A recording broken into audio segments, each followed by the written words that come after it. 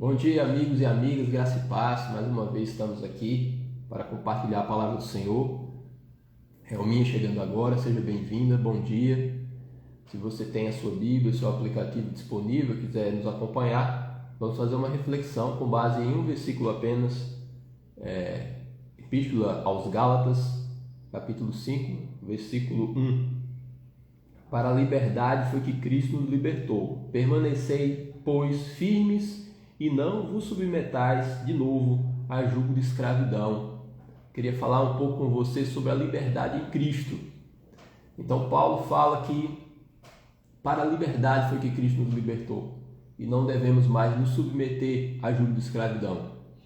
O contexto em que Paulo fala isso é uma carta que ele dirigiu aos irmãos da Galácia, que recebia uma influência muito forte de grupos judaizantes que haviam tido contato com o Evangelho, conheceram a palavra da verdade, mas queriam adicionar ao Evangelho de Jesus também toda a lei de Moisés, e que para isso, e como condição para a observação desses preceitos da lei de Moisés, eles teriam que deveriam ser circuncidados, e aí cumprir a velha aliança com alguns ingredientes da nova, enfim, fazer aí um mix entre a nova e a antiga aliança. E aí Paulo fala: vocês foram libertados para serem livres, simples assim. Então o Senhor nos chama para a liberdade, o Senhor nos chama para que possamos viver agora não sob jugo de escravidão, não com medo, não agora como simples observadores de um listão de preceitos humanos e mesmo de mandamentos que já foram superados pela graça de Jesus Cristo, porque nós cremos que em Cristo Jesus nós somos libertados, tanto do pecado como da lei. Está escrito em Romanos que nós fomos mortos para a lei, também em Gálatas está escrito que nós somos crucificados com Cristo, e agora libertos da lei. Eu, mediante a própria lei, morri para a lei a fim de viver para Cristo. Então essa é a liberdade que o Senhor nos dá. E a primeira liberdade que eu e você podemos provar é a libertação do pecado. Porque o Senhor nos libertou do império das trevas, está escrito. Nós andávamos desgarrados como ovelhas. Se você se ocupar em ler o capítulo 2 de Efésios, você vai perceber que o diagnóstico que Paulo fala e que dá sobre o homem, ele é bem, digamos assim, pessimista, porque nós estávamos mortos nos nossos delitos e pecados, assim está escrito. Andávamos segundo o curso desse mundo, ele fala, e havia também um espírito de desobediência atuante nos homens. Mas ele, por causa da sua misericórdia, por causa do seu infinito amor, ele nos libertou. E aí nos deu uma nova pauta de vida, e é uma pauta de obediência pelo amor, de adesão ao Evangelho de Jesus Cristo por princípio, por inserção de novos valores do reino de Deus no coração. Então agora não precisamos mais ser coagidos a obedecer. Então o que eu queria falar é que a liberdade ela nos dá um novo campo aí de possibilidades de experiência com Deus. Porque, veja, para que haja um verdadeiro amor, para que haja uma verdadeira obediência, é fundamental que exista a liberdade, sem a qual não vai haver verdadeira obediência. Quando você tem pessoas numa penitenciária e existe os hoje chamados os policiais penitenciários, policiais penais, antes eram agentes penitenciários, estão ali, eles levam e conduzem os presos ao pátio, depois à cela. Então existe todo um sistema ali que não há voluntariedade. Então quando o preso ele faz isso ou faz aquilo, na realidade existe todo um sistema ali de monitoramento e de possibilidade de coação sobre os comportamentos. Então você não pode falar de obediência, mesmo que aqueles todo o movimento, né, dos presidiários seja em absoluta harmonia com as regras do presídio, né? E o que acontece comigo e com você é que nós entramos em harmonia com a palavra de Deus e seguimos em obediência no campo, né, na arena da liberdade. Sem isso, nós não podemos servir ao Senhor. Então o Senhor nos tira realmente do império das trevas, né?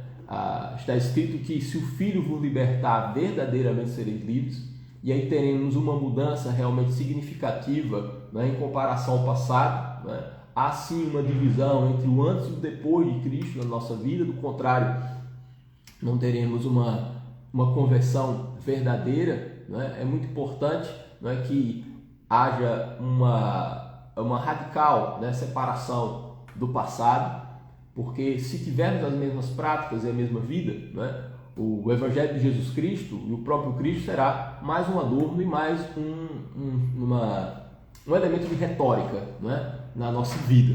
Então vamos alegar pertencermos a Ele, mas isso não haverá. Então, ser liberto do pecado é justamente estarmos livres para servir a Deus, né? É o Espírito de Deus criando todas as condições para que haja uma verdadeira obediência. E para que haja verdadeira obediência, precisamos ser livres. E que esse amor a Deus, né, e esse compromisso com o reino de Deus, ele precisa ocorrer, né, dentro de uma esfera de liberdade em Cristo. É muito importante entendermos isso, né? Somos livres também para amar a Cristo, para amar ao próximo, né? Não existe verdadeiro amor a Deus e amor ao próximo se não houver também a liberdade, né? Nós nos formamos como igreja e temos características, né, de valorização da liberdade, né? Quem já passou pelo nosso trilho de treinamento na comunidade, que nada mais é que o ensino da palavra, mas usamos algum material, né? E um dos livros que nós utilizamos é o Firmes e Constantes, então, que é um livrinho aí de ingresso, né? Onde as pessoas são ensinadas, né, como nós nos estruturamos como igreja. E um dos ensinos interessantes, né, nesse livro diz respeito a essa nossa ligação, né? Nós estamos ligados por fio de barbante. Essa é a metáfora, né, utilizada por esse livreto. Estamos ligados por fio de barbante, inclusive a liderança com os liderados. O que isso quer dizer? Estamos ligados por fio de barbante. Porque veja, nós conduzimos uns aos outros, nós ensinamos uns aos outros, né, e andamos juntos. E a liderança, ela também conduz, né, e chama as pessoas, mas ela chama puxando com muita delicadeza, né, com muito cuidado a cada um, porque existe um fio de barbante que nos liga. Então não existem pessoas acorrentadas, porque se existissem correntes, né, você poderia aplicar uma força desmedida e a pessoa simplesmente seria arrastada, né? Então a ideia de ter a liberdade em Cristo é saber que nós estamos articulados, né, uns com os outros como membros de Cristo, mas sempre no ambiente de liberdade. Então o que nós podemos fazer é aconselhar, proporcionar uma tomada de consciência por parte das pessoas, né? Uma abertura de olhos, mas jamais usar qualquer tipo de coação, ainda que seja, né, indireta. Veja bem, dentre os muitos exemplos que nós poderíamos utilizar, né, a entrega do dízimo, né, é um ato voluntário, Então seria uma coação indireta se sempre que nós tratássemos do assunto nós falássemos das maldições que vão recair sobre as pessoas, né? E aí, para isso, né, nos valendo de textos do Antigo Testamento, dizendo que os gafanhotos devoradores vão minar as suas finanças, portanto, né, fique esperto e entregue o dízimo, ou seja, é uma espécie de coação, né? Um gasto de energia para convencer e forçar a pessoa a ter um determinado comportamento. Mas aí já não é voluntariedade, aí já não há liberdade, não há verdadeiro amor a Cristo, né? Pior ainda se nos convencêssemos, né? Nós somos um país cristão, somos muitos evangélicos E aí o Congresso Nacional aprova uma lei que determina, né, o recolhimento do dízimo diretamente na fonte, como se fosse um tributo, como se fosse imposto de renda. Você imagina se isso acontecesse, né? A gente não poderia chamar isso nem de dízimo mais, porque na verdade seria um tributo, né? Que na hipótese de atraso, né, ou de não pagamento, né, incidiria multa, né, taxa Selic, depois inscrição em dívida ativa e a cobrança judicial, né, do dízimo. Ou seja, você forçaria, né, a obediência por meio de uma lei, por meio de uma coação. Então, no reino de Deus, no Evangelho, não funciona assim. Então, nós estamos num ambiente, né, no terreno da liberdade. Por isso que existe, né, espiritualidade verdadeira, né? Quando fugimos disso, na verdade, nós estamos fora da vontade de Deus, né? Eu lembro daquele encontro de Jesus com Pedro, né, depois que Pedro negou a Jesus, e ele teve a oportunidade de se reabilitar, né, espiritualmente. E aí Jesus perguntou a Pedro: Pedro, tu me amas? E ele falou: o Senhor sabe que eu te amo, apacenta as minhas ovelhas. E fez essa pergunta 3 vezes, né, como você sabe. E aí Jesus ele estabelece, né, uma coisa muito linda, porque ele coloca como combustível, né, do pastoreio de Pedro, né, do seu cumprimento da missão e do ide, o amor que Pedro tem a Cristo. Se você me ama, já que você me ama, então apacente as minhas ovelhas, né? Isso é muito interessante, porque o cumprimento dessa meta, Jesus como mestre, como Senhor, estabelece o mandamento, mas o cumprimento dessa meta tem como motivação maior o amor que o discípulo tem por Jesus Cristo, né?